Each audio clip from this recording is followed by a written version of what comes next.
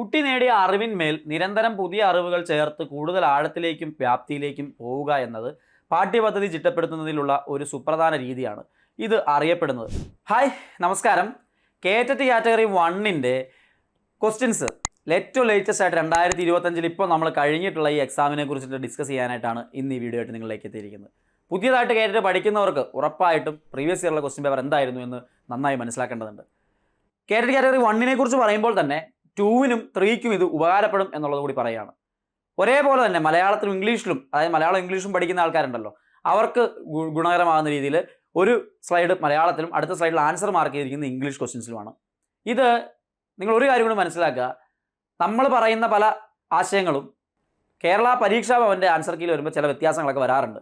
ഒരു 2-3 ക്വസ്റ്റ്യനൊക്കെ എപ്പോഴും അങ്ങനെ സംഭവിക്കാറുണ്ട് പലപ്പോഴും. അതുകൊണ്ട് ആ പരീക്ഷാ ഭവൻ്റെ ക്വസ്റ്റ്യൻ പേപ്പറിൻ്റെ കീ അനുസരിച്ചുകൊണ്ട് തന്നെയാണ് ഈ ക്ലാസ്സിൽ മുമ്പോട്ട് കൊണ്ടുപോകുന്നത്. ചിലതൊക്കെ നമ്മുടെ ലോജിക്കിനപ്പുറത്തേക്കൊക്കെ ഉള്ള ആൻസറായിട്ട് മാർക്ക് ചെയ്തിട്ടുണ്ട്. അങ്ങനെയുള്ളത് ഞാൻ ഡിസ്കസ് ചെയ്യുന്നുണ്ട് മുമ്പോട്ട്. ഇനി ഏറ്റവും ലേറ്റസ്റ്റ് ആയിട്ട് നടന്ന സൈക്കോളജിയുടെ ക്വസ്റ്റ്യൻ പേപ്പറിൻ്റെ ഡിസ്കഷൻ എങ്ങനെയാണെന്ന് നമുക്ക് നോക്കാം. എന്തായിരുന്നു അതിനകത്തുണ്ടായിരുന്നത് എന്ന് നമുക്ക് പരിശോധിച്ച് നോക്കാം. കുട്ടികൾക്ക് വായനാ പരിശീലനം നൽകുന്നതിന് വേണ്ടി ലവ് വൈഗോസ്കിയുടെ ആശയങ്ങളുടെ പിൻബലത്തോടെ ആവിഷ്കരിച്ച രീതിയാണ് മൈക്രോ അധ്യാപനം, അനുഭവാധിഷ്ഠിത രീതി, സംവാദാത്മക പഠനം, പ്രതിക്രിയ അധ്യാപനം. എത്രയോ തവണ നമ്മൾ ക്ലാസ്സൊക്കെ എടുക്കുന്ന സമയത്ത് എൻട്രിലൊക്കെ എല്ലാ ക്ലാസ്സിലും എല്ലാ തവണയും ലൈവിൽ റിപ്പീറ്റ് അടിച്ച് പറയുന്നുണ്ട്, വൈഗോസ്കിയൻ ആശയങ്ങളിൽ നിന്ന് എപ്പോഴും ഒരു ക്വസ്റ്റ്യൻ ഉണ്ട്. ഒന്നിൽ കൂടുതൽ ക്വസ്റ്റ്യൻ ചോദിക്കാറുണ്ട്. വൈഗോസ്കിയെ കുറിച്ച് പഠിക്കുമ്പോൾ സോഷ്യൽ കൺസ്ട്രക്റ്റിവിസം, സാമൂഹ്യ ജ്ഞാന നിർമ്മിതിവാദം, റെസിപ്രോക്കൽ ടീച്ചിങ്, പ്രതിക്രിയ അധ്യാപനം, scaffolding, zone of proximal development, ഇതൊക്കെ പഠിച്ചിട്ട് പൊക്കോണം എന്ന് നമ്മൾ ആവർത്തിച്ച് പറയാറുണ്ട്. അപ്പോൾ ഇത് എത്രയോ തവണ റിപ്പീറ്റ് അടിച്ച് ക്വസ്റ്റ്യൻ ചോദിച്ചിട്ടുണ്ടെന്നറിയാമോ? വായനാ പരിശീലനത്തിന് വേണ്ടിയിട്ട്, കുട്ടികളുടെ വായനാ പരിശീലനത്തിന് വേണ്ടിയിട്ട് ഇൻട്രൊഡ്യൂസ് ചെയ്ത വൈഗോസ്കിയൻ കൺസെപ്റ്റാണ് പ്രതിക്രിയ അധ്യാപനം അഥവാ റെസിപ്രോക്കൽ ടീച്ചിങ്. പ്രതിക്രിയ അധ്യാപനമാണ് ഇതിൻ്റെ മലയാളം. റെസിപ്രോക്കൽ ടീച്ചിങ് ആണ് കൺസെപ്റ്റ്. നോക്കിക്കേ, റീഡിങ് പഠനത്തിന് വേണ്ടിയിട്ട്, അല്ല adopted to give reading experience to student, അതെന്ന് പറയുന്നത് റെസിപ്രോക്കൽ ടീച്ചിങ് ആണ്. മറക്കരുത്, ഇമ്പോർട്ടൻ്റ് ആയിട്ടുള്ള ആശയമാണ്. Then RTE act 2009 India government ബാധകമാക്കിയിരിക്കുന്നത്. ഞാൻ നേരത്തെ പറഞ്ഞ പോലെ ചിലത് ലോജിക്കിന് അപ്പുറത്തായിട്ട് ആൻസർ വരാറുണ്ടെന്ന് പറഞ്ഞില്ല. ഇതിനു മുമ്പ് കേറ്ററ്റ് 3-ൽ ഒരു ക്വസ്റ്റിൻ്റെ ആൻസറായിട്ട് വന്നത് വേറൊരു ആൻസറാണ്. പക്ഷേ ഇത്തവണ അവർ ആൻസർ കീയിലിട്ടത് ഇന്ത്യയിൽ ആകമാനം എന്നുള്ളതാണ്. ബട്ട് ആർട്ടിക്കിൾ 370 അതുള്ള കാലത്ത് RTE ആക്ട് 2009 എസ്റ്റാബ്ലിഷ് ആവുന്ന സമയത്ത് ശരിയാണ്, എക്സെപ്റ്റ് ഇന്ത്യ മുഴുവൻ കാശ്മീർ ഒഴികെ എന്നുള്ളതായിരുന്നു ശരിയായിട്ടുള്ള ആൻസർ. ബട്ട് ഇപ്പോൾ ഇന്ത്യയിൽ എല്ലായിടത്തും ഉണ്ട് അല്ലേ? അപ്പോൾ ഇത് ഇന്ത്യയിൽ, ഞങ്ങളുടെ ആൻസർ ഇന്ത്യയിൽ ഹോൾ ഓഫ് ഇന്ത്യ എന്നുള്ളത് തന്നെയാണ്. ബട്ട് ഞാൻ പറഞ്ഞ നേരത്തെ ഇനി, അതായത് നിങ്ങളുടെ ആൻസർ കീയിൽ, പരീക്ഷാ ഭവൻ്റെ ആൻസർ കീയിൽ അവർ ജമ്മു കാശ്മീർ ഒഴികെ ഉള്ള എന്നുള്ള ആൻസർ കൊടുത്തിട്ട് ഉണ്ട് എന്നുള്ളത് മനസ്സിലാക്കുക. അതായത് the whole of India except the state of Jammu Kashmir എന്നുള്ളതാണ് ആൻസർ കീയിൽ ഉണ്ടായിരുന്നത്. ബട്ട് ആർട്ടിക്കിൾ 370 എടുത്ത് കളഞ്ഞതോടുകൂടി ഹോൾ ഇന്ത്യ എന്നുള്ളതാണ് ഇപ്പം നമുക്ക് മനസ്സിലാക്കാൻ പറ്റുന്നത്. ഒരു ക്ലാഷ് ഉണ്ട് അവിടെ. ഞാനിപ്പോഴും ഓപ്ഷൻ A തന്നെയാണ് ആൻസറായിട്ട് പറയാം. ബട്ട് പരീക്ഷാ ഭവൻ ഇങ്ങനെയാണ് ആൻസർ കീയിൽ കൊടുത്തത്. അപ്പോൾ ചലഞ്ച് ചെയ്ത് നമുക്ക് വേണം ഒഴിവാക്കാനൊക്കെ പറ്റും കേട്ടോ. കാരണം നിങ്ങൾക്ക് അത് വായിക്കാനായിട്ട് ഇവിടെ കൊടുക്കും. ഒറിജിനലി ഏത് സമയത്താണ് അത് വന്നിട്ടുള്ളത്. ദെൻ 370 എടുത്ത് കളഞ്ഞപ്പോഴത്തേക്കും 2019 തൊട്ടിട്ട് അങ്ങനെയാണ് വന്നിരിക്കുന്നതെന്നും കാണാൻ പറ്റും. സോ അതാണ് അതിൻ്റെ ആൻസർ വരേണ്ടത്. പക്ഷേ അവരുടെ ആൻസർ കീയിൽ തിരിച്ചാണ് വന്നിരുന്നതെന്നുള്ളത് സൂചിപ്പിക്കുകയാണ്. അങ്ങനെ വരാറുണ്ട് പലപ്പോഴും കീ വരുന്ന സമയത്ത്. ചുവടെ കൊടുത്തിരിക്കുന്ന ക്ലാസ് റൂം പ്രവർത്തനങ്ങളിൽ സഹകരണം ഉറപ്പാക്കുന്നതിന് ഏറ്റവും അനുയോജ്യമായ പ്രവർത്തനം ഏത്? കഥ പറയൽ, പാട്ടുപാടൽ, കളിയിൽ ഏർപ്പെടൽ, ചിത്രരചന. അപ്പോൾ ഇതിലേതാണ് ഏറ്റവും, അല്ലേ, കുട്ടികളുടെ സഹകരണം ഉണ്ടാക്കാനായിട്ട് കഥ പറയുന്നതാണോ, വെറുതെ പാട്ടുപാടലാണോ, ചിത്രരചനയാണോ? ഒന്നുമല്ല, നല്ല കാര്യങ്ങൾ അതൊക്കെ. പക്ഷേ അതിലൊക്കെ പ്ലേയിങ് ഗെയിംസ് ആണ് കുട്ടികൾക്ക് കൂടുതൽ താല്പര്യം. അവരുടെ സഹകരണം ക്ലാസ് റൂം ആക്ടിവിറ്റീസിലും മോസ്റ്റ് സ്യൂട്ടബിൾ ആയിട്ട് കോപ്പറേഷൻ കിട്ടാനായിട്ട് നല്ല ഏതായിരിക്കും? പ്ലേയിങ് ഗെയിം തന്നെയാണ്. വളരെ ഡയറക്റ്റ് ആയിട്ടുള്ളൊരു ക്വസ്റ്റ്യനാണ്, നിങ്ങളാരും തെറ്റിക്കേണ്ട കാര്യമില്ല. ഇനി കുട്ടികളുടെ വികാരങ്ങളുമായി ബന്ധപ്പെട്ട് ചില പ്രസ്താവനകൾ ചൂടെ കൊടുക്കുന്നു. ശരിയല്ലാത്ത പ്രസ്താവന ഏത്? വികാരങ്ങൾ തീവ്രമാണ്, വികാര പ്രകടനം കൂടെ ഉണ്ടാകുന്നു, വികാരങ്ങൾ അല്പായുസുള്ളവയാണ്, വികാരങ്ങൾ സ്ഥിരമാണ്. അപ്പോൾ ഇമോഷനുമായിട്ട് ബന്ധപ്പെട്ട്, കുട്ടികളുടെ ഇമോഷനുമായിട്ട് ബന്ധപ്പെട്ട് DLDൻ്റെ ടെക്സ്റ്റ് ബുക്കിൽ അങ്ങനെ തന്നെ കിടപ്പുണ്ട്. വളരെ ഇമ്പോർട്ടൻ്റ് ആയിട്ടുള്ളൊരു ആശയമാണ്. അവിടെ വികാരങ്ങൾ സ്ഥിരമാണോ, അല്ല സ്റ്റേബിൾ ആണെന്ന് നമുക്ക് ഒരിക്കലും പറയാൻ പറ്റില്ല. അതായത് which one is not true എന്നാണ് ചോദിച്ചിരിക്കുന്നത് കേട്ടോ. അത് ശ്രദ്ധിക്കണം കേട്ടോ. ട്രൂ അല്ല, നോട്ട് ട്രൂ ആണ് ചോദിച്ചിരിക്കുന്നത്. നമ്മുടെ ഇമോഷൻസ്, കുട്ടികളുടെ ഇമോഷൻസ് ഇൻറ്റൻസ് ആണ്, ഫ്രീക്വൻ്റ് ആണ്, ടെമ്പററി ആണ്, സ്റ്റേബിൾ അല്ല. അപ്പോൾ അതാണ് ഓപ്ഷൻ D ആണ് അവിടുത്തെ ആൻസറായിട്ട് വരുന്നത്. ഇമ്പോർട്ടൻ്റ് ആയിട്ടുള്ള ടോപ്പിക് തന്നെയാണ്, നമ്മൾ ആവർത്തിച്ച് പറയാറുള്ളത് തന്നെയാണ്. വീട്ടിലെ മാലിന്യങ്ങൾ അയലത്തെ പുരയിടത്തേക്ക് വലിച്ചെറിയുന്ന സഹോദരിയോട് അമൻ പറഞ്ഞു, ഇത് ശരിയല്ല, നമ്മുടെ വേസ്റ്റുകൾ നമ്മൾ തന്നെ സുരക്ഷിതമായി കൈകാര്യം ചെയ്യണം. അതാണ് ശരിയായ രീതി. അവൻ്റെ ഈ നീതിബോധം കോൾബർഗിൻ്റെ ഏത് നൈതിക വികാസഘട്ടവുമായി ബന്ധപ്പെട്ടാണ്? യാഥാസ്ഥിക അനന്തര സദാചാരഘട്ടം, യാഥാസ്ഥിക സദാചാരഘട്ടം, പൂർവ്വ യാഥാസ്ഥിക സദാചാരഘട്ടം, മുകളിൽ സൂചിപ്പിച്ചവയെല്ലാം. അപ്പോൾ ഇവിടെ കൺഫ്യൂഷനൊക്കെ എല്ലാവരും പറഞ്ഞതാണ്, എങ്കിൽ പോലും അതിൻ്റെ ഓപ്ഷൻ എ തന്നെയാണ് ആൻസർ ആയിട്ട്. Post conventional morality stage. Anyway നിങ്ങൾ എന്ത് ചെയ്യണം? ഉറപ്പായിട്ടും ലോറൻസ് കോൾബർഗിൻ്റെ ആശയം, അതുപോലെ എറിക് എറിക്സന്റെ ഒക്കെ സ്റ്റേജസ്, ഇതെല്ലാം ഇമ്പോർട്ടൻ്റ് ആയിട്ട് എപ്പോഴും ചോദിക്കുന്ന, നിങ്ങൾ പഠിച്ചോണം ഈ ടോപ്പിക്ക്. ഇത് ഓപ്ഷൻ എ ആണ് ശരിയായിട്ടുള്ള ആൻസർ ആയിട്ട് അവിടെ എടുത്തിരിക്കുന്നത്, ആൻസർ കീയിൽ വന്നിരിക്കുന്നു. ദെൻ മനുഷ്യൻ എല്ലായ്പ്പോഴും സാമൂഹികതയ്ക്ക് ഊന്നൽ നൽകിയിരുന്നു. മറ്റുള്ളവരുമായി ഇടപഴകുന്നതിനും അവരെ മനസ്സിലാക്കുന്നതിനും അവരുടെ പെരുമാറ്റങ്ങൾ വ്യാഖ്യാനിക്കുന്നതിനുമുള്ള കഴിവ് അങ്ങനെ ആർജിച്ചു. ഇത് ഏതുതരം ബുദ്ധിയുമായി ബന്ധപ്പെട്ടിരിക്കുന്നു? ആന്തരിക വൈയക്തിക ബുദ്ധി, വ്യക്തിയാന്തര ബുദ്ധി, അസ്തിത്വപരമായ ബുദ്ധി, പ്രകൃതിപരമായ ബുദ്ധി. അപ്പോൾ തീർച്ചയായിട്ടും ഹൊവാർഡ് ഗാർട്ട്നറുടെ മൾട്ടിപ്പിൾ ഇൻ്റലിജൻസ് എന്ന് പറയുന്ന കൺസെപ്റ്റിൽ നിന്നാണ് ക്വസ്റ്റ്യൻ വന്നിരിക്കുന്നത്.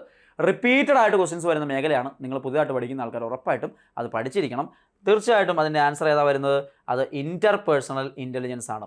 ഇൻ്റർപേഴ്സണൽ ഇൻ്റലിജൻസ് എന്നുള്ളതാണ്. അതായത് നിങ്ങൾ മലയാളം നോക്കിക്കേ, വ്യക്തിയാന്തര ബുദ്ധി, മറ്റുള്ള മനുഷ്യരെ സാമൂഹികീകരണത്തിൽ അല്ലെങ്കിൽ സാമൂഹ്യ ജീവിയായിട്ട് ജീവിക്കണമെങ്കിൽ, മറ്റുള്ളവരെ മനസ്സിലാക്കണമെങ്കിൽ വ്യക്തിയാന്തര ബുദ്ധിയാണ് വേണ്ടത് എന്നുള്ളത് മനസ്സിലാക്കി. ഇൻ്റർപേഴ്സണൽ ഇൻ്റലിജൻസ് ആണ്.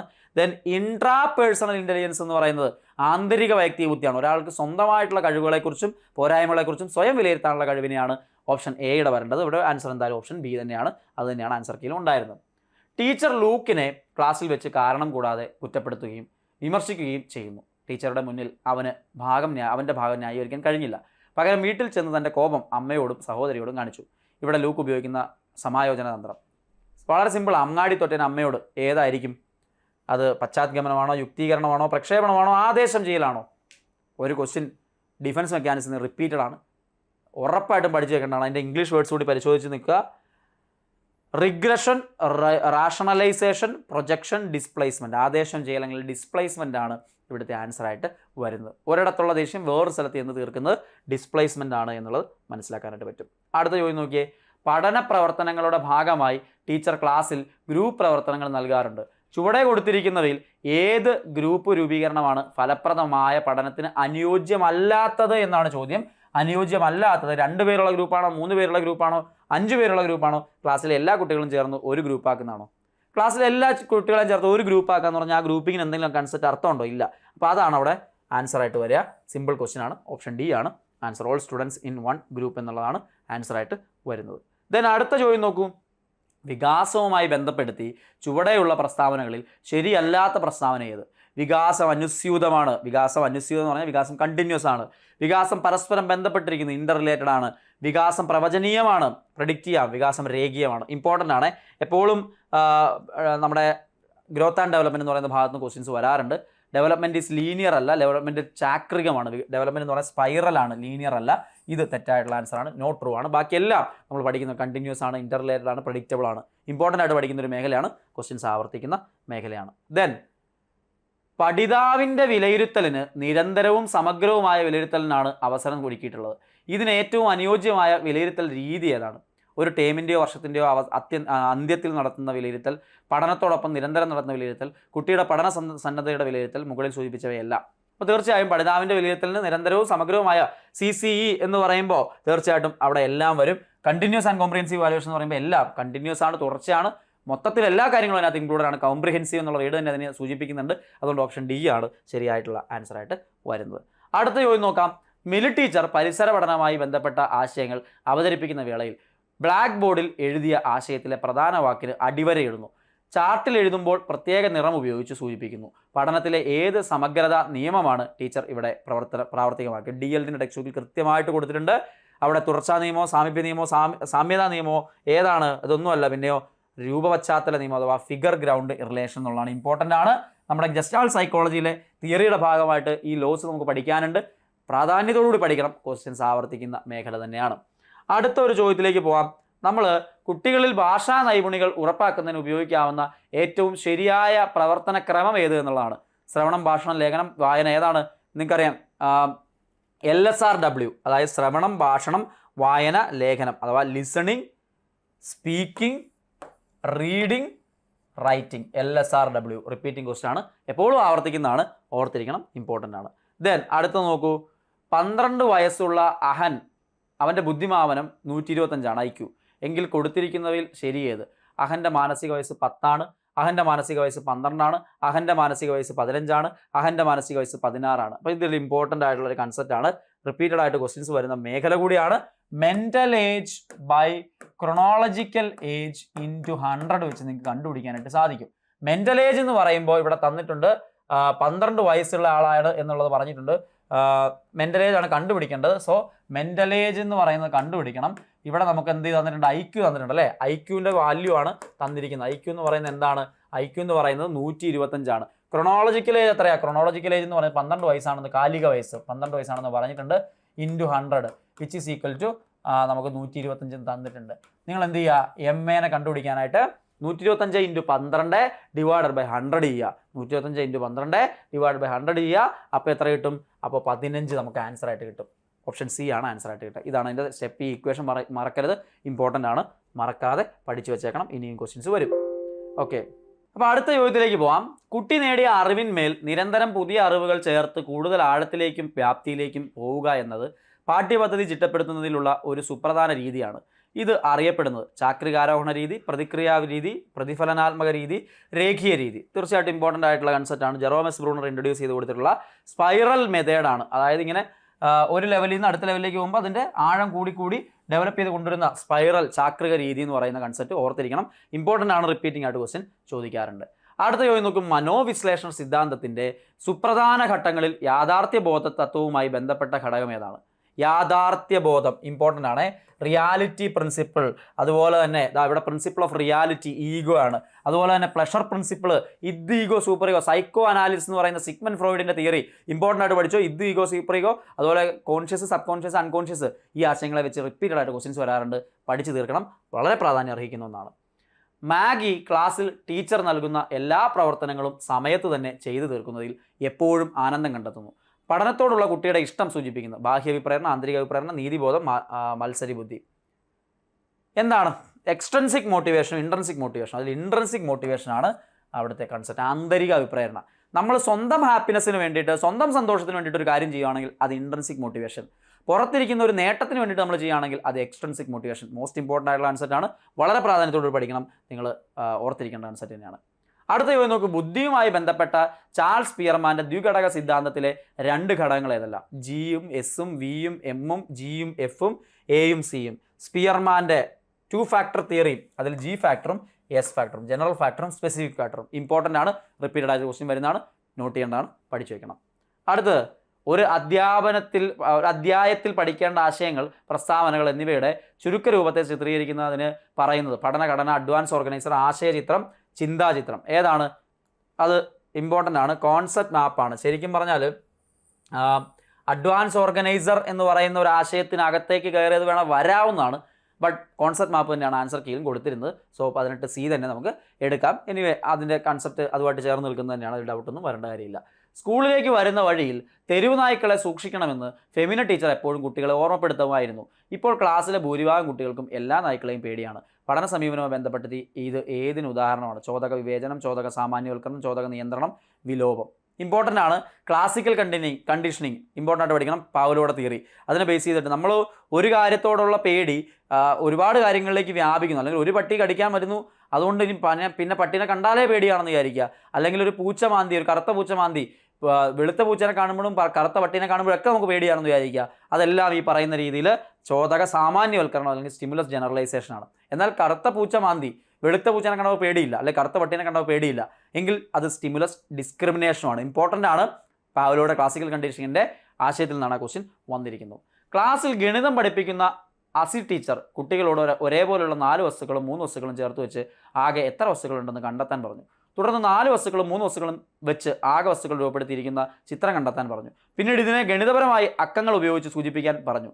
ഇപ്രകാരം പഠനത്തിലൂടെ ആശയസ്വാംശീകരണം സാധ്യമാക്കുന്ന രീതി ഇതെന്തായിട്ട് കൺസെപ്റ്റാണ്? ജെറോമസ് ബ്രൂണർ ആണോ, ലെവ് വൈഗോസ്കി ആണോ, നോം ചോംസ്കി ആണോ, തോണ്ടേക്കാണോ ഈ ഒരു ആശയമായിട്ട് ചേർന്ന് നിൽക്കുന്നത്? നിങ്ങൾ വായിച്ചു നോക്കുക. ആസി ടീച്ചർ ഏത് മെത്തേഡാണ് യൂസ് ചെയ്തതെന്ന് ചോദിച്ചാൽ ജെറോമസ് ബ്രൂണറുടെ ചക്രികാരോഹണം, അതുപോലെ ഐക്കോണിക് എനാക്റ്റീവ് സ്റ്റേജുകളെ കുറിച്ചൊക്കെ ഉണ്ട്. ആ കൺസെപ്റ്റാണ് ഇവിടെ പറഞ്ഞു വെച്ചിരിക്കുന്നത്. ബ്രൂണറുടെ ആശയം പഠിച്ച ഒരാൾക്ക് അതിൻ്റെ ആൻസറിലേക്ക് എത്താൻ പറ്റുള്ളൂ. ജെറോമസ് ബ്രൂണറാണ് ഇവിടുത്തെ ശരിയായിട്ടുള്ള ആൻസറായിട്ട് വരുന്നത്. അടുത്ത ചോദ്യം നോക്കൂ. സർഗാത്മകതയുടെ അടിസ്ഥാന ഘടകങ്ങളുമായി ബന്ധപ്പെടുത്തി ചുവടെ കൊടുത്തിരിക്കുന്നവയിൽ ശരിയേത്? ഉത്കണ്ഠ, സാമൂഹികത, അടുപ്പം, ഉൾക്കാഴ്ച, അപകർഷത. കായികശേഷി, അപകർഷത, അടുപ്പം, മൗലികത, സാമൂഹികത. വാചാലത, വിവർജന ചിന്ത, പ്രശ്നപരിഹരണ ശേഷി, ഉൾക്കാഴ്ച, മൗലികത. വാചാലകത, ഉൾക്കാഴ്ച, മൗലികത, അപകർഷത, ഉത്കണ്ഠ. സിമ്പിൾ ക്വസ്റ്റ്യൻ ആണ്. Fluency, divergent thinking, problem solving ability, inhibition and originality, ഇതെല്ലാം എന്തിനകത്ത് വരുന്നതാണ്? ക്രിയേറ്റിവിറ്റിയുടെ കൺസെപ്റ്റിൽ വരുന്നതാണ്. കുട്ടിക്കാലത്തിലെ ഏതു കാലഘട്ടത്തെയാണ് കളിപ്പാട്ടങ്ങളുടെ കാലം എന്ന് മനഃശാസ്ത്രജ്ഞർ വിളിക്കുന്നത്? ടോയ് ഏജ് എന്ന് വിളിക്കുന്നത്. ഇമ്പോർട്ടൻ്റ് ആണ്, എപ്പോഴും റിപ്പീറ്റഡ് ആയിട്ട് കൺസെപ്റ്റ് വരുന്നതാണ്. ടോയ് ഏജ് എന്ന് പറയുന്നത് ഏർലി ചൈൽഡ്ഹുഡ് ആണ്. ടോയ് ഏജ് ഇമ്പോർട്ടൻ്റ് ആണ്, റിപ്പീറ്റഡ് ആയിട്ട് ക്വസ്റ്റ്യൻ ചോദിക്കാറുണ്ട്. ചൈൽഡ്ഹുഡിനെ തന്നെ പലതായിട്ട് ക്ലാസിഫൈ ചെയ്യുന്നുണ്ട്, അത് പഠിച്ചു വെക്കണം. ക്വസ്റ്റ്യൻസ് റിപ്പീറ്റഡ് ആണ്. ഇനി പ്രത്യേക പരിഗണന ആവശ്യമുള്ള കുട്ടികളുടെ പഠനത്തിനായി സാധാരണ സ്കൂളിലെ കുട്ടികൾ ഉപയോഗിക്കുന്ന പാഠപുസ്തകത്തിന് പകരമായി ഉപയോഗിക്കുന്നത് പഠന പോഷക ഉൽപ്പന്നങ്ങളാണോ, പിന്തുണാ പാഠങ്ങളാണോ, അനുപൂരക പാഠപുസ്തകങ്ങളാണോ, അധിക പുസ്തകങ്ങളാണോ? ഏതാണ് ശരിയായിട്ടുള്ള ആൻസർ? തീർച്ചയായിട്ടും adapted text book, option C ആണ് ശരിയായിട്ടുള്ള ആൻസറായിട്ട് അവിടെ വരുന്നത്. അഡാപ്റ്റഡ് ടെക്സ്റ്റ് ബുക്കാണ് ശരിയായിട്ട് വരുന്നത്. ദെൻ ലിംഗസമത്വം, സ്ത്രീ ശാക്തീകരണം എന്നിവ ഉറപ്പാക്കുന്നതിന് വേണ്ടി ദേശീയ തലത്തിൽ ആവിഷ്കരിച്ച പദ്ധതി കേരളത്തിൽ നടപ്പാക്കുന്നത് കുടുംബശ്രീയുടെ ആഭിമുഖ്യത്തിലാണ്. ഈ പദ്ധതിയുടെ പേര് ഈ കൊടുത്തിരിക്കുന്നതിൽ ഏതാണ് അതിൻ്റെ പേര്? അങ്ങനെ ജനറൽ ആയിട്ടുള്ള ക്വസ്റ്റ്യൻസും കുറച്ചൊക്കെ ക്വസ്റ്റ്യൻ പേപ്പറുകളിൽ വരാറുണ്ട്. ഇവിടെ നൈ ചേതന 3.0 എന്നുള്ളതാണ് ആൻസറായിട്ട് വരുന്നത്. GK ആണ്. സൈക്കോളജിക്ക് അപ്പുറത്തേക്ക് ജെൻഡറുമായിട്ട് ബന്ധപ്പെട്ട ആശയങ്ങളുമായിട്ട് ബന്ധപ്പെട്ട് UN ഡിക്ലറേഷൻ, അതിന് നമ്മൾ നടത്തുന്ന ചില പദ്ധതികൾ, ഇതൊക്കെ ക്വസ്റ്റ്യനായിട്ട് റിപ്പീറ്റഡ് ആയിട്ട് വരാറുണ്ട്. പ്രൈമറി തലത്തിൽ പഠനം പാൽപ്പായസമാക്കുന്നതിന് ഏറ്റവും അനുയോജ്യമായ പഠന മാധ്യമം ഏതാണ്? മണ്ടൻ ചോദ്യം അല്ലേ? പഠനം പാൽപ്പായസം എന്ന് പറഞ്ഞ് ഞാനിവിടെ എന്തിനു എഴുതി വെച്ചാൽ നിങ്ങൾ വിചാരിക്കും. രസം എന്താ വെച്ചാൽ മലയാളം ക്വസ്റ്റ്യനിൽ അങ്ങനെ തന്നെ കൊടുത്തിരിക്കുന്നത്. ക്വസ്റ്റ്യൻ പേപ്പർ വായിക്കുമ്പോൾ മലയാളത്തിൽ ഇങ്ങനെ എന്തെങ്കിലും പൊട്ടത്തിട്ടുണ്ടെങ്കിൽ ഇംഗ്ലീഷിലൂടെ വായിച്ചിട്ടേ ആൻസർ എഴുതാവുള്ളൂ. ഇംഗ്ലീഷ് ചെന്ന് കഴിയുമ്പോൾ വളരെ സിമ്പിളാണ്. അതായത് which medium of instruction is more suitable at the primary level four establishing learning with mastery? Primary ലെവലിൽ ഏറ്റവും നല്ല ബോധന മാധ്യമമായിട്ട് ഉപയോഗിക്കാവുന്ന ഭാഷ ഏതെന്നാണ് ചോദ്യം.